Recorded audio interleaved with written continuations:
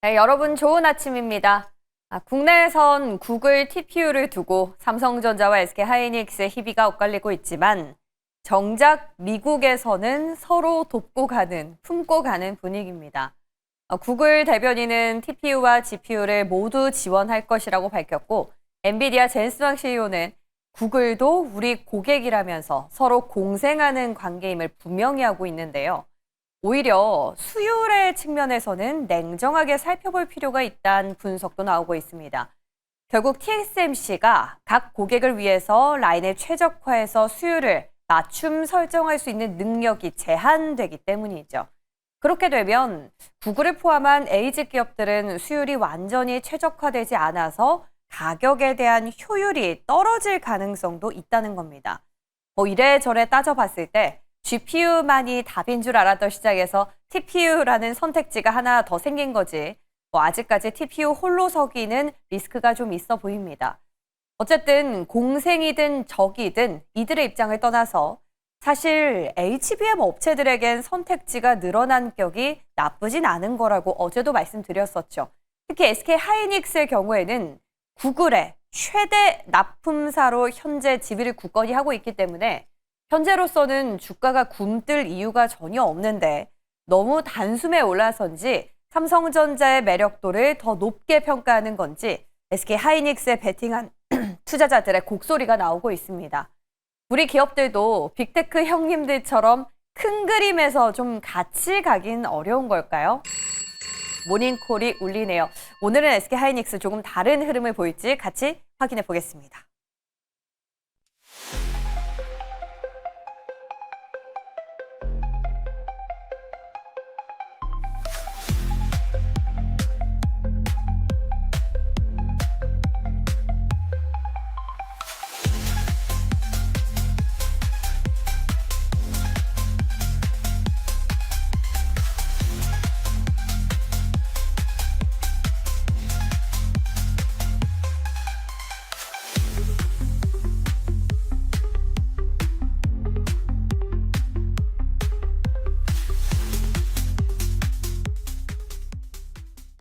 네, 목요일 아침 이지스탁 이지은 대표와 함께 썰 좀 풀어가겠습니다. 어서 오세요. 안녕하세요. 네, 저희 마음이 잘 통하나 봐요. 그죠, 대표님? 너무 신기할 정도로 항상 톤이 비슷한 옷을 입게 되는 것 같아요. 쉽지 않은 톤인데 어딜 가든지 아주 화사하게 다니실 것 같아요.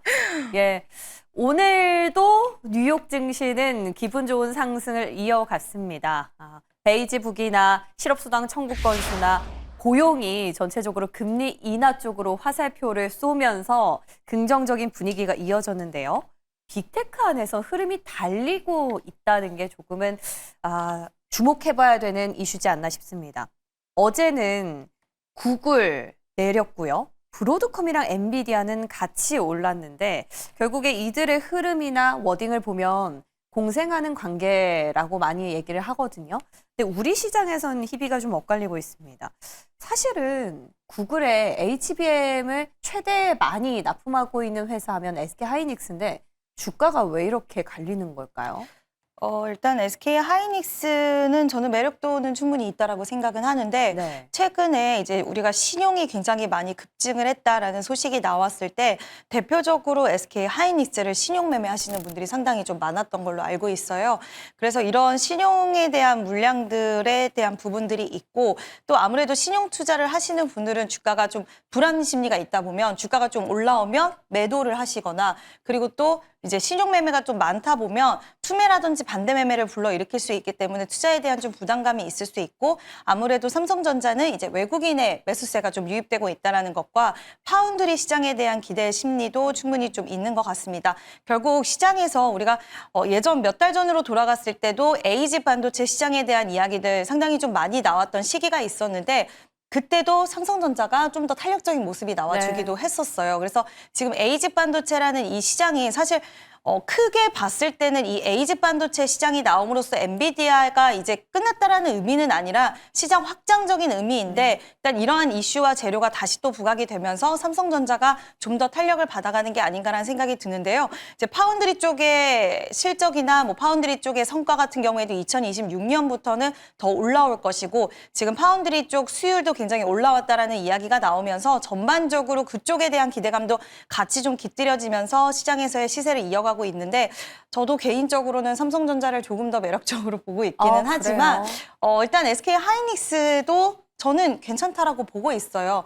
일단 그래서 지금 시기에는 SK 하이닉스의 뭐 펀더멘털적인 부분들이 훼손됐느냐 그런 것은 전혀 아니기 때문에 두 기업 모두 매력적으로 볼 수 있진 않을까라는 의견 드려봅니다. 대표님, 이렇게 보니까 TPU는 HBM3 8단이랑 D램이랑 병행되는 구조라고 하더라고요. 근데 HBM3 8단을 가장 많이 납품하고 있는 회사는 SK 하이닉스인 거고 지금 D램은 삼성전자가 전환을 빨리 하고 있는 거고 이런 측면에서만 봤을 때도 사실 단가가 훨씬 높은 게 HBM 아니겠습니까? 근데 어찌하여 아직 들어오지도 않은 파운드리 수주의 시장은 더 많이 베팅하고 현재 매출이 뚜렷하게 찍히는 SK 하이닉스 매력도는 이렇게 저평가가 되는 걸까요? 물론 저평가라기엔 주가가 좀 높긴 합니다만. 네, 일단 범용 D램 쪽으로 보면 이제 범용 D램에 대해서 우리가 계속 현물 가격 올라간다 뭐 이런 이야기도 나왔었는데 사실 규모로 봤을 때는 삼성전자가 범용 쪽에서는 훨씬 많은 물량을 소화할 수 있는 부분이 있고요. 그리고 파운드리 같은 경우에는 지금 AI5 그 테슬라 쪽에 파운드리가 지금 거의 마무리가 되고 이제 다음 세대로 또 설계가 들어가는 부분들이 있다 보니까 이와 관련돼서도 이제 진행에 대한 부분들 지금 테슬라에서도 자체 칩 이야기도 뭐 하고 했잖아요. 그러면서 좀 더 부각을 같이 받는 부분이 있지 않았나라고 생각을 하고 있고 재료가 이제 접목해서 같이 시너지 효과를 냈다라는 부분과 범용 D램 시장에 있어서는 물론 SK 하이닉스도 계속해서 증설을 하거나 이런 부분들도 있기는 하지만 지금 당장으로 두고 봤을 때는 아무래도 이제 삼성전자가 좀 더 규모의 경제를 가지고 있다 보니 이와 관련돼서 좀 매력도적인 측면들도 수혜를 받고 있지 않나라고 생각을 합니다. 네, 한 16만 원까지도 지금 목표가가 나오고 있더라고요. 삼성전자. 여전히 또 삼성전자의 매력도가 좀 높다라는 대답을 들어봤습니다. 그럼 소부장 안에서는 어떤 선택을 또 주실지 궁금한데요. 첫날에는 소켓이랑 디자인하우스 쪽에 매기가 들어갔다면 어제는 삼성전자 밸류체인 쪽으로 수급이 좀 쏠리는 현상을 목격할 수가 있었습니다. 소부장 안에서는 어떤 기업 매력 있게 보세요? 일단 테스트 소켓 쪽이랑 결국에는 수요가 올라갈 수 있는 직접적인 수혜를 생각을 해보면 테스트 소켓이랑 그다음 기판 쪽이 맞다라고 생각을 하는데 개인적으로는 이수페타시스가 매력도는 가장 높지 않을까라고 보고 있어요. 그 고점에도 추가 밸류가 가능할까요? 일단 봐야 되겠지만 매력적인 이유는 엔비디아와 그리고 지금 구글의 양쪽 기업을 고객사로 갖고 있다라는 부분과 이 회사가 지금 다중적층 MLB 기판에 대해서 생산 능력을 확보를 하는데 이게 또 새로운 기판이기 때문에 3분기 말 기준으로 해서 기존 기판이 450만 원 정도의 가격을 받았다라고 한다면 이 제품 같은 경우에는 1,000만 원 이상 가격까지도 가능한데 이렇게 수요가 급증하게 되면은 신제품 같은 경우엔 가격이 3분기 말 기준보다 추후에는 더 올라가서 1,000만 원 이상까지의 가격도 책정될 수 있다라는 거죠. 그러니까 결국엔 수요가 늘어남에 따라서 지금 같이 공장도 증설을 하고 이 물량에 대한 소화 근데도 부족하다라고 하면 결국엔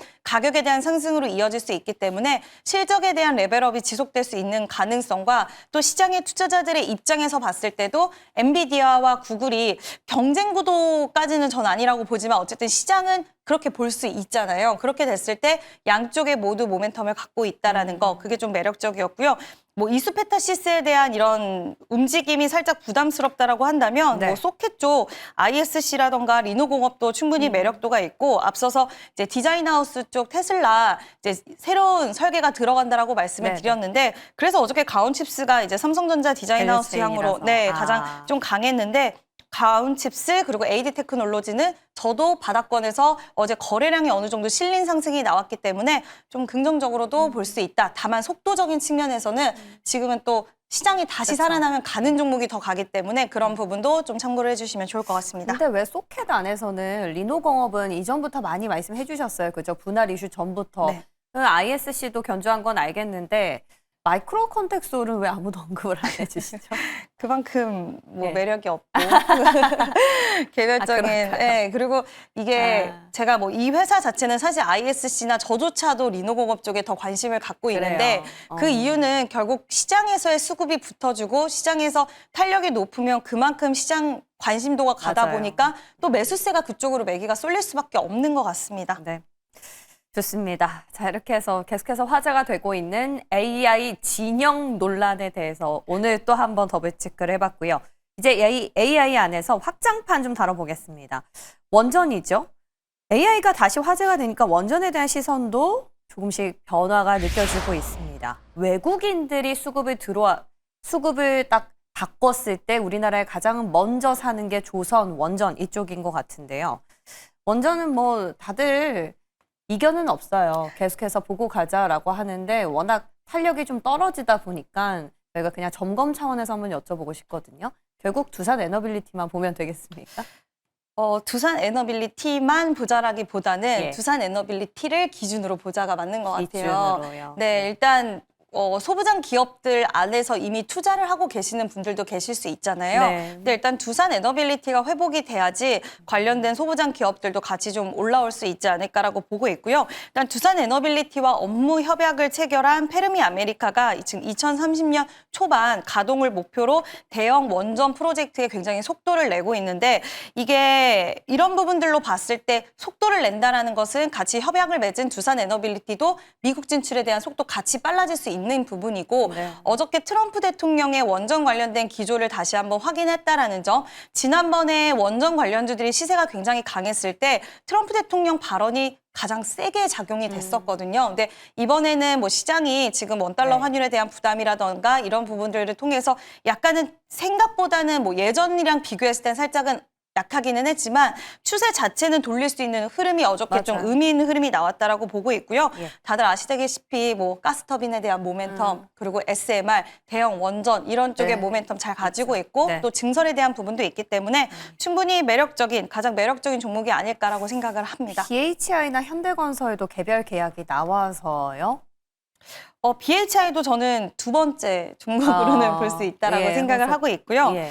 현대건설은 어저께 건설 업황 관련돼서 뭐 그 건설사 5개사가 이제 다음 분기도 또 실적이 괜찮을 것이다라는 이야기가 나왔는데 현대건설 같은 경우에는 어저께 그 이슈도 있긴 했지만 원전 관련된 이슈가 나오면서 같이 네. 좀 추가 탄력을 받은 것 같아요. 근데 개인적으로 현대건설 어저께 21선에 대한 저항 돌파가 되면서 좀 안착하는 흐름도 나와서 저는 단기 탄력도 좀 괜찮지 않을까라고 보고 있습니다. 네, 좋습니다. 요즘 원전 하면은 한국전력을 꼽으시는 분들이 많네요. 전체적으로 두산 에너빌리티, BHI 그리고 현대건설까지 한번 체크해 보시고요. 그리고 우리가 바이오 안에서도 AI가 묻은 기업, 대표적인 기업 하면 프로티나가 떠오릅니다. 정부 차원에서 또 지원금도 받은 걸로 제가 기억을 하는데 어제 왜 이렇게 갑자기 급등을 한 거죠? 진짜 AI 붐에 힘을 입은 걸까요? 프로티나 어저께 급등한 이유에는 삼성 관련된 이슈, 그러니까 삼성과 정부와 함께 이제 국책 개발 연구를 뭐 하게 된다라는 이야기가 있었어요. 삼성 에피스랑. 네. 예. 에피솔딩스요. 네. 그래서 이제 그 부분에 대한 모멘텀을 좀 받아간 거고요. 일단 국제과제에 대한 선정은 그 전에 다른 회사들도 있기는 했었는데 네. 규모적인 측면이라든지 그리고 같이 협업하는 부분에 대해서 좀 매력도가 같이 나오지 않았다라고 보고 있고요. 그리고 프로티나 같은 경우에는 지금 기술력 자체가 굉장히 좀 인정을 많이 받고 있는 부분이 이제 유전사 분석에 대한 부분인데 제가 좀 쉽게 설명해 드리려고 하고 있습니다. 네, 우리 몸속 단백질이 서로 어떻게 신호를 주고받는지에 대해서 세계 최고 기술 수준으로 이거를 분석을 할 수 있고요. 이 분석의 기술을 통해서 신약 개발을 더 가속화시켜두고 정확도를 올려주고 네. 또 환자에게 맞춤형 이제 약들을 제조할 수 있고 또 이 약이 환자에게 어떤 부분이 좋은지 아닌지 이런 것들을 같이 또 분석할 수 있는 능력을 갖고 있는 기업이라서 네. 지금 JP모건 같은 경우에도 지분을 좀 가지고 있어요. 처음에 5%였다가 중간에 매도를 했고 한 지금 2, 3% 정도 지분을 가지고 있는 기업이고 또 글로벌 다국적 제약사와 얼마 전에는 또 계약을 맺는 수주를 하는 그런 모습도 보여졌기 때문에 네. 해외 시장에서도 기술력을 인정받은 각광받네요. 기업이라서 이런 부분들이 시장에서는 매력도가 상당히 있지 않나라고 보고 있습니다. 그럼 여전히 지금 구간에서도 괜찮을까요? 저는 괜찮다라고는 봐요. 왜냐하면 요즘 AI 신약 관련된 네. 그 기업들 보면 로켓 헬스케어도 정말 가파른 시세가 나오고 있죠. 그리고 뭐 3빌리언 경고 종목으로 지정되긴 했지만 네. 여전히 상승 추세를 이어가고 있는 모습이고요. 예전에 우리가 의료 AI 관련주로 분류가 됐었던 뭐 네. 뷰노, 신테카 바이오, 루닛 이런 종목군들은 한동안 엄청 시세를 보이다가 맞아요. 이제 실적 때문에 발목이 잡히고 네. 나서 지금 다시 회복 흐름을 못 보이지만 최근 신규 상장한 종목들은 상장할 때부터 어느 정도 실적이 나오거나 또는 실적이 안 되면 글로벌 기업들에게 수주를 이미 받은 이력이 있거나 해외 매출 비중이 높거나 이런 식으로 해서 이미 성과를 어느 정도 잘 도출해서 나온 기업들이 있기 때문에 이런 매력도가 최근 시장이 흔들림에도 불구하고 계속 우상향 기조를 만들어줬다라고 보고 있고요.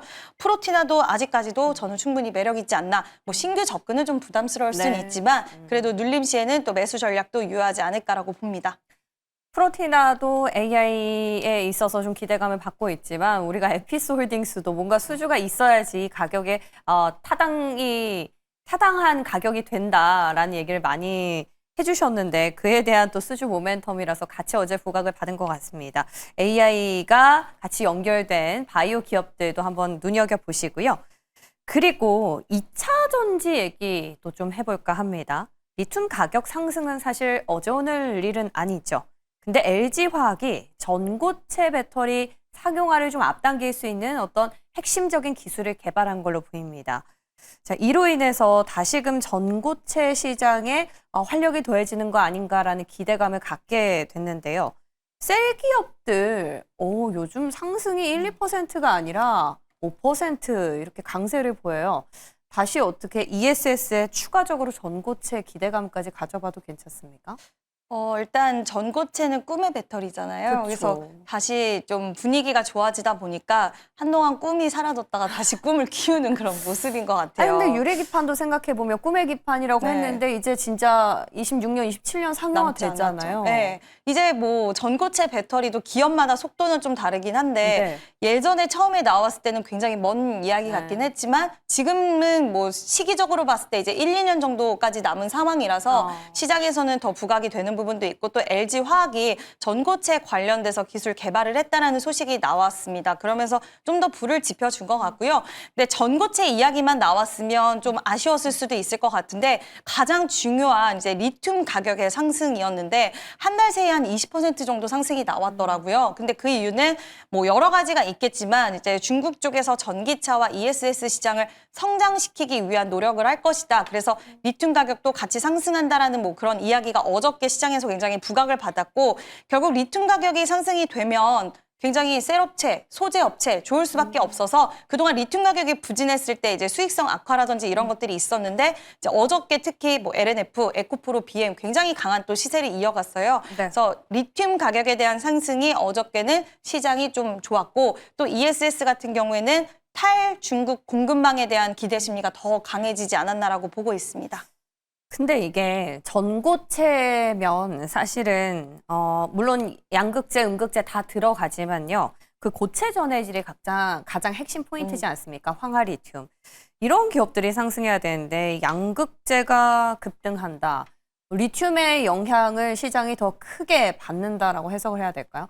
그 셀이랑 이 소재주 좀 어떤 기업들 봐야 되는지. 그렇죠. 왜냐하면 리튬 가격 상승이 결국 실적과 직결이 되는 부분이기 때문에 바로 볼 수 있기 때문에. 네, 꿈의 배터리는 말 그대로 이제 좀 기대감적인 남았죠. 측면이라서 이 부분보다는 리튬 가격 상승이 좀 더 영향을 많이 준 것 같고요. 저는 포스코 퓨처엠 그리고 에코프로 BM 거기에 LNF까지 너무 많기는 한데 네. 일단 다 좀 유명하게 보고 있고요. 어저께는 에코프로 BM이 상당히 또 많이 올라와 줬더라고요. 네. 근데 에코프로 BM도 그렇고 LNF도 그렇고 거의 21선에 딱 맞닿은 정도의 상승세가 나왔어요. 그래서 어저께 여기를 돌파하지는 못했지만 추가 탄력으로 돌파를 한다라고 한다면 전에 고점까지는 다시 한번 도전해 줄 수 있는 그런 시세 흐름이 나오지 않을까라고 개인적으로 생각하고 있습니다. 네, 리튬 하면은 요즘에 엔캠, 첨보 이런 기업들이 대장으로 네. 자리 잡고 있는데 엔캠을 좀 차치하더라도 첨보는 또 음극재 쪽에서는 어떻습니까? 계속 LNF, 에코프로 BM 얘기는 많이 들었는데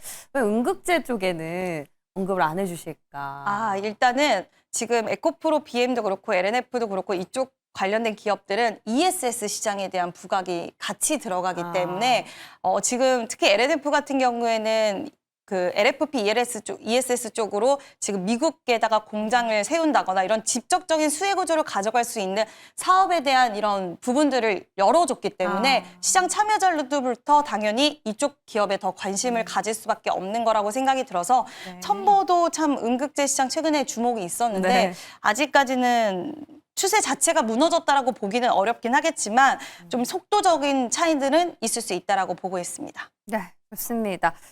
자, 오늘도 뭐 반도체, AI, 2차 전지 시장의 먹거리는 많은 상황인데요. 또 오전 9시 반쯤에 두나무랑 네이버 공동 기자회견도 있습니다. 어제 저희가 이런 협의안이 오늘 공식적으로 발표될 것이다 라는 얘기도 있었고 오늘 볼거리가 참 많은 시장이에요. 투자 무게 중심 어디에 가장 많이 두시겠어요? 오늘 미증시 흐름이 또 좋았습니다. 그래서 전체적으로 다시 주도 섹터가 좀 힘을 주지 않을까라고 보고 있고 오늘 금통위가 있는데 가장 중요할 것 같아요. 그래서 금통위에서 어떤 이야기가 나오는지 어떤 경로를 제시를 해주는지에 따라서 원달러 환율 움직임과 그리고서 그에 따라서 외국인의 수급이 오늘 추가적으로 들어온다라고 한다면 그동안 기존에 우리가 반도체 왜 이렇게 못 가지? 다른 나라 비해서 또 생각했던 부분들을 좀 채워줄 수 있지 않을까. 그래서 한번 그쪽 관련된 종목군들 관심 있게 보셔도 좋을 것 같습니다. 네, 이번 금통위에서는 금리보다 더 핫한 게 환율인 것 같아요. 어떻게 외환 당국이 또 개입을 예상하고 있는지 부분 한번 중점적으로 체크해 보시기 바랍니다. 오늘 도움 말씀 주신 이지은 대표 여기서 인사드릴게요. 고맙습니다.